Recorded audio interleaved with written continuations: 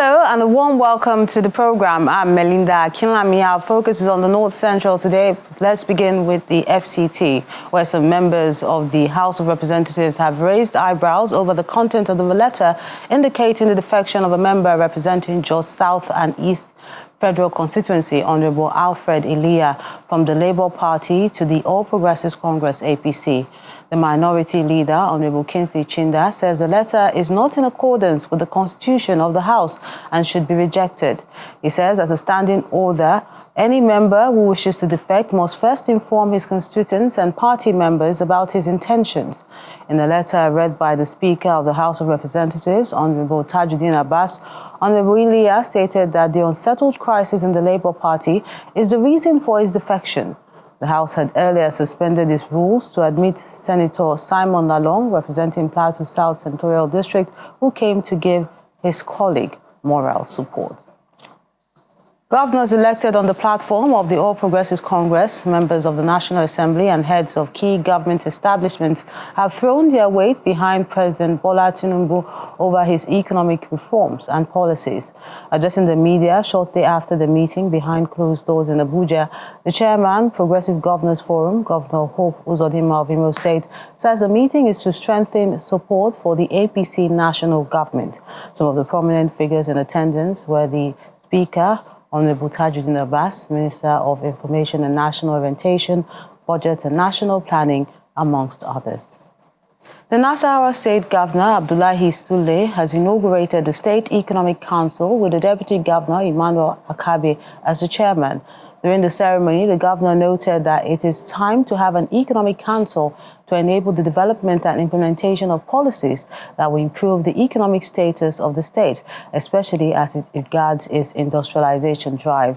The Economic Council has members drawn from the state and local government councils as it adopts an integrated and inclusive approach towards achieving economic growth and sustainable development. It becomes absolutely necessary to constitute the State Economic Council in order to ensure integrated economic policies and plans, as well as developing comprehensive policies that will contribute to the creation of inclusive economic growth between the state and the local government councils. This is important considering that our state is a hub for investment opportunities and sustainable economic development. This vantage position of Nasarawa State requires a holistic approach by government at all levels in order to actualize our collective mandate of providing good governance to our people. It is for this reason that we have established the Nasarawa State Economic Council in line with the provision of the Nasarawa State Local Government Law 2024 to facilitate the discussion on the economic status of the state and develop plans to improve the economic situation of the state. The council has the mandate to advise the governor on issues related to economic affairs of the state. It is expected to hold meeting once every month. Let me at this moment urge you to continue to look at the economic potentials of the state and to facilitate the inflow of domestic and foreign investments for exploitation of resources which are abound in our respective local government areas for the benefit of the socio-economic development of our own state. In Nasarawa, the government is targeting climate-smart agriculture under the agro-climatic resilience in semi-arid landscape in its effort to improve food security. The organizers of the event have commenced the process of procuring 15 additional tractors to complement the previously acquired 10, which will be distributed to farmers across the 13 local government areas. The project coordinator, Napoleon Ayobe, disclosed this during the procurement process in Lafia, the state capital. We have designed and delineate those areas we want to do interventions, and that is the reason why we're increasing about 15 tractors, which will be distributed to all the local government. So on that note, you can see the process. It's a transparent one, and all relevant stakeholders were invited to participate in this.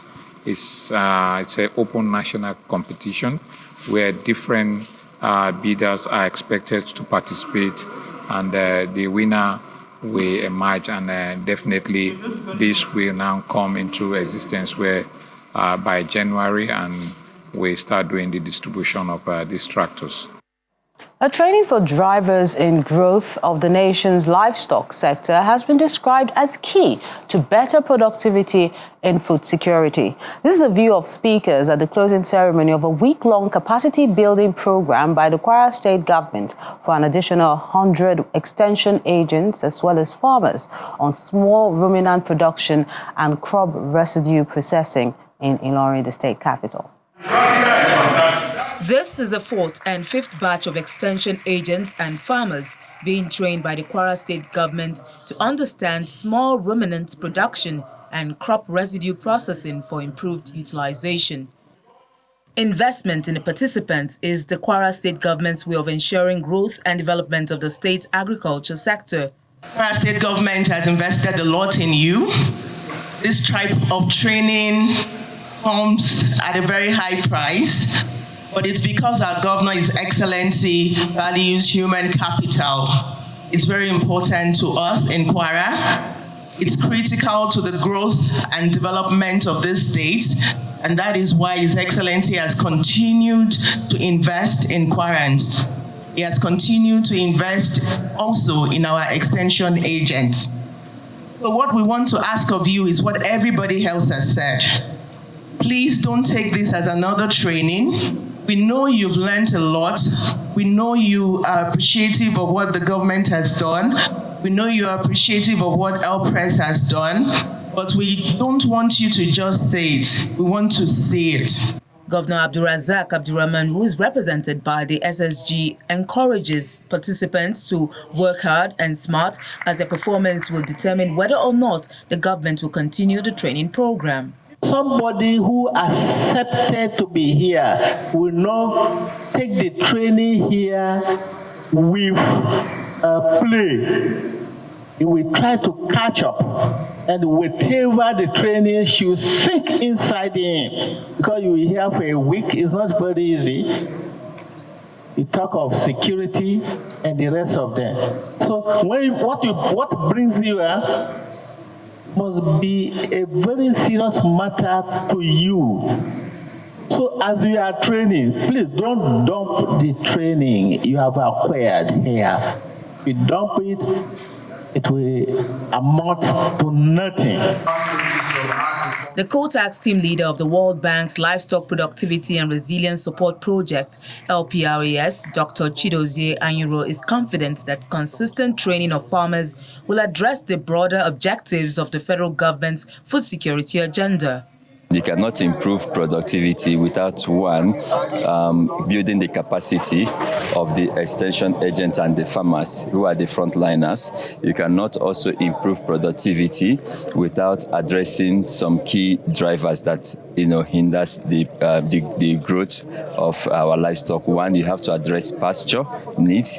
You have to address water need. You also have to address other issues. So the training is very key to addressing those key constraints that have hindered the productivity of our livestock. If all goes according to plan on the beneficiaries' end, the plan is to strengthen the number of participants to over 1,000 frontliners from the present number of 500 beneficiaries.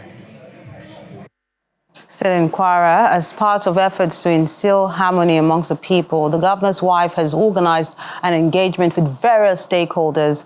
At the event tagged Peace and Security Strategy in Ilorin, the state capital, speakers believe that there is need to encourage peaceful coexistence in the minds of people, especially the students and youth.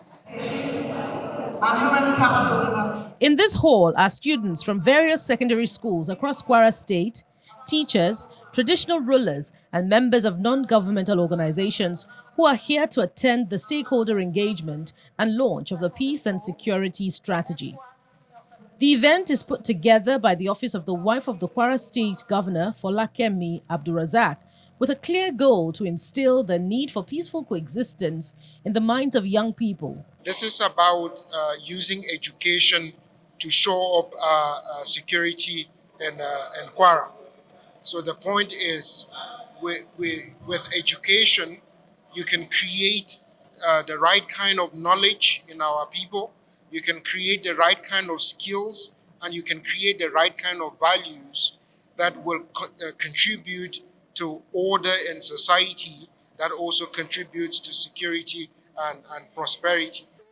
For the guest lecturer, the need for peace and security cannot be overemphasized, and he called on the people, especially the youth, to imbibe peaceful coexistence wherever they are. People are able to break all forms of stereotypes, and so they are open to diversity, and so they foster collaboration, and then learning becomes, the learning environment becomes a very positive one. The importance of peace education in our communities too is that one of the importance is that it promotes mutual respect among community members.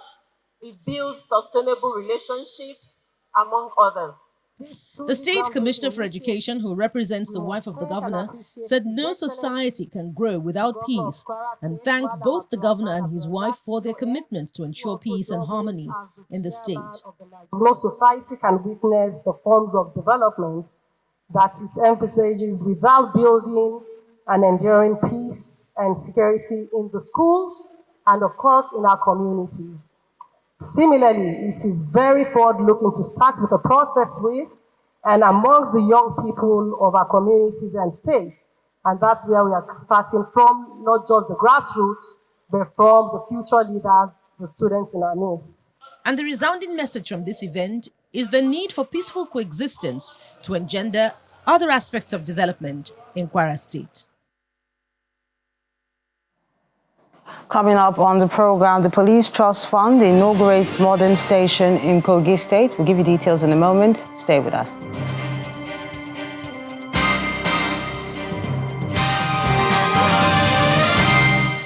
Welcome back. The Nigerian Police Trust Fund, NPTF, has asked the contractor handling the construction of the modern police station in Ijumu local government area of Kogi State to deliver the project on time and according to specifications. The agency's executive secretary, Mr. Mohammed Seidu, stated this at Kogi West Senatorial District while performing the groundbreaking ceremony of the modern police station. He said the aim of constructing the station is to reposition the police force for better service delivery through the use of modern technology to fight crime. Provision of adequate security measures across Kogi West Senatorial District is the reason for this groundbreaking ceremony for a proposed divisional police station at Ekiri Ade in Ijumu local government area of the state. And the gesture is courtesy of the Nigerian Police Trust Fund.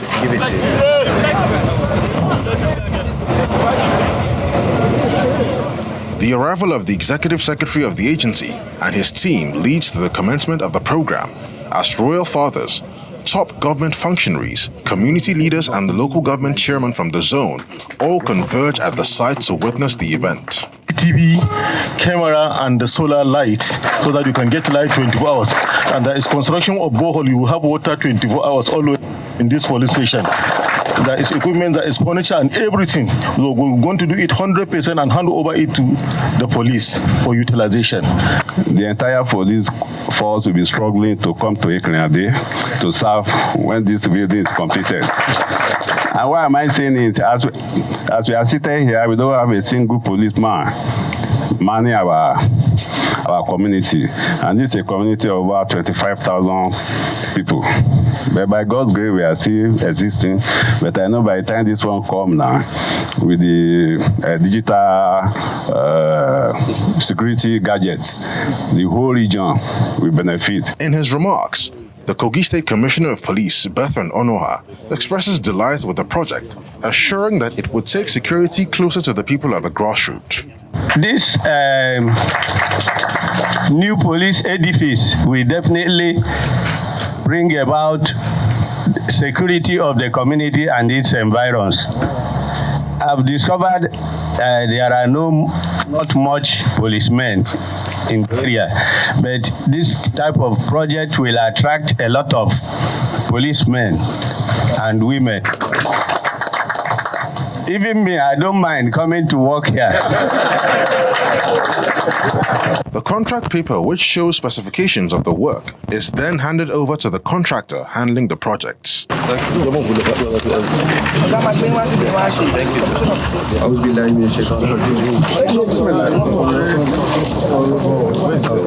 The project is being launched to provide a more conducive environment for personnel of the Nigerian police force, as well as boost their operational efficiency in host communities. We're working as we work in tandem with the police force, and I must commend the Inspector General of Police, Dr. Kayode Adeola Agbetoko, for his continued support.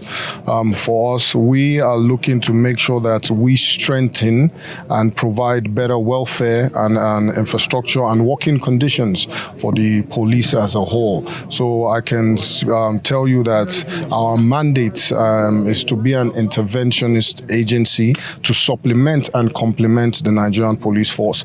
And we as a team and the Nigerian Police Trust Fund will be doing our utmost best to make sure that we give the Nigerian police force and Nigerians as a whole a more secure environment and the more support and that they need to be able to carry out their day-to-day activities. Commuters traveling through the axis are also expected to do so without fear of being attacked on their journey.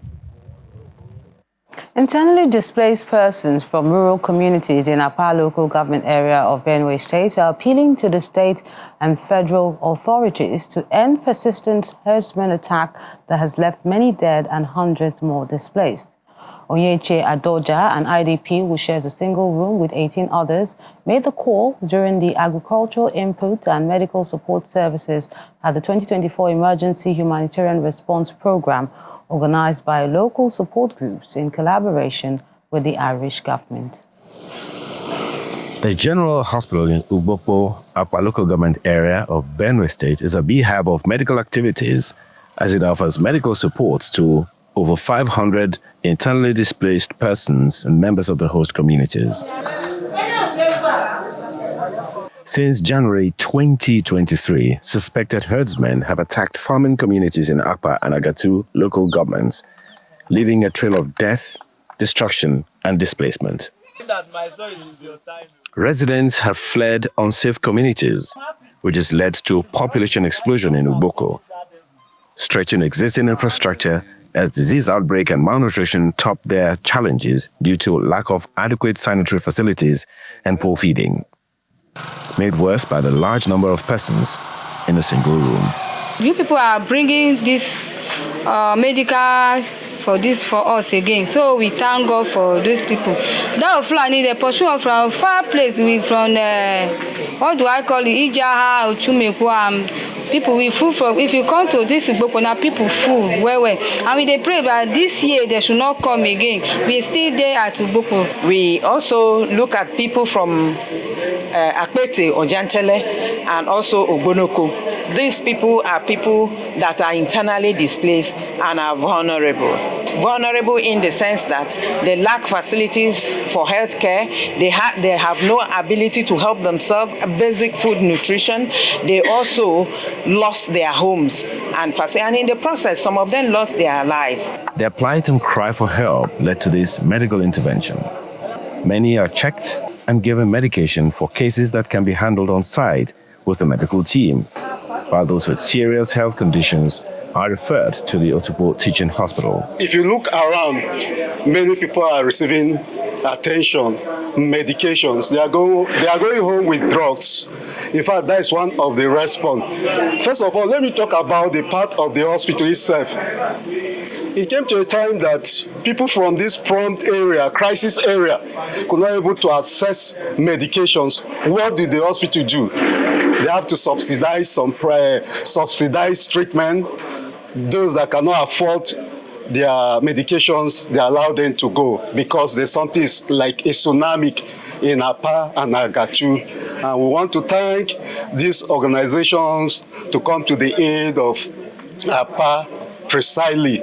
Host communities recount the challenges they and the displaced persons are dealing with. Our people are being displaced. The Uboko as a community is being filled up. And the herdsmen are still on their move. They are still attacking our people. Even where we have our food from, we cannot even go to our farms. The IDPs, they have no places to stay. They come to squat with whoever they come to meet, and that is how they take care of them that time. Series of problems, sicknesses, no place to sleep. They were affected by sicknesses. Even where to go and defecate was a problem. Food was a problem. They don't have anything to eat. They were supported by the little food they got from other places. While the intervention by the Irish government ranges from this medical support services to agricultural input support program, local advocacy groups are concerned that medical intervention may not be enough if the sanitary situation does not improve. The Niger State Governor, Umaru Bago, has announced plans to sponsor 1,000 girls to study medical courses abroad. This initiative is part of the state government's effort to prioritize education, especially when it comes to the girl child. Governor Bago made this disclosure at a conference on the significance of girl-child education in Minna, the state capital. In addition to the scholarship program, the state government has also commenced the procurement of 1 million computers and tablets for all public schools in the state. The importance of girl-child education is at the center of this conference in Minna, the Niger State capital, organized by the Federal Ministry of Education in collaboration with the Niger State Ministry of Basic Education, the Sultan Foundation, and the Adolescent Girls Initiative for Learning and Empowerment, Agile. Organizers believe there is a balance in acts that needs delicate handling, especially traditional practices in northern Nigeria that keep the girl child out of school in favor of boy-child education. Boys to girls in Niger State is almost about 52-48. 52% boys, 48% girls at the basic education level. That is from nursery, primary to junior secondary school. Collaboration at the state government level is an important step to the Niger State Governor Umaru Bago, who admits that there is more required to send girls back to school and ensure they are educated to at least the tertiary level. He announces an ambitious plan to send 1,000 female students overseas to study medical courses. We need to give the girl child education. As a government, we have a 3-year program that is deliberate on the girl child to give the girl child opportunity to become doctors, nurses, midwives, and so on and so forth. We have gotten scholarships globally to take 1,000 female students outside the country for this process. Meanwhile, the wife of the state governor, Fatima Bago, appreciates partners for committing resources to improving the enrollment numbers of girls. I want to sincerely thank His Eminence, the Sultan of Sokoto, and our traditional and religious leaders for their unwavering commitment to breaking barriers and opening doors to our girls. Your voices are powerful tools for change, and your leadership in this effort is invaluable. The Sultan of Sokoto, Saad Abubakar III, agrees with previous speakers. He reiterates that creating awareness about equal education opportunities for girls will guarantee productive and prosperous communities. We have looked and seen the work all of you are doing. Not that others are not doing any work, they are. But you have to take somebody who is much more committed and more focused to do the things we believe should be done. And so, Your Excellency, you are the lucky person today. And because you have a special name, I didn't even know that we're going to the investiture today. But I believe this investiture will strengthen you to do much more. So we'll focus our cameras and binoculars and whatever towards what you are doing to see positive things coming out from North Central through you, and of course through His Excellency, the former governor. In an earlier interview, the national coordinator of the Adolescent Girls Initiative for Learning and Empowerment, Agile, Amina Buba, gave details about the education intervention, which includes the provision of infrastructure, learning materials, and cash transfer to girls in school. We are here to talk to the parent. We are here to ensure that we have their buy-in, because they are the gatekeepers in the society, and we need their support. And that's why we're here, for us to talk to them, to understand what Agile project is, to tell them the integrity of the Agile project, taking them one by one, to tell them the component, what we are doing. We are into renovation, we are into building of classrooms and schools. We are also into digital literacy, life skills for our adolescent girls, and we are also giving second chance education to the adolescent girls to ensure that there's inclusive education. We are not only looking at the adolescent girls only, but ensuring that married and unmarried girls are also back to school. Participants at this event are optimistic that the intervention will help bring girls to basic school levels, which will serve as a stepping stone to higher education. That's the program today. Thank you so much for watching. I'm Melinda Akinlami.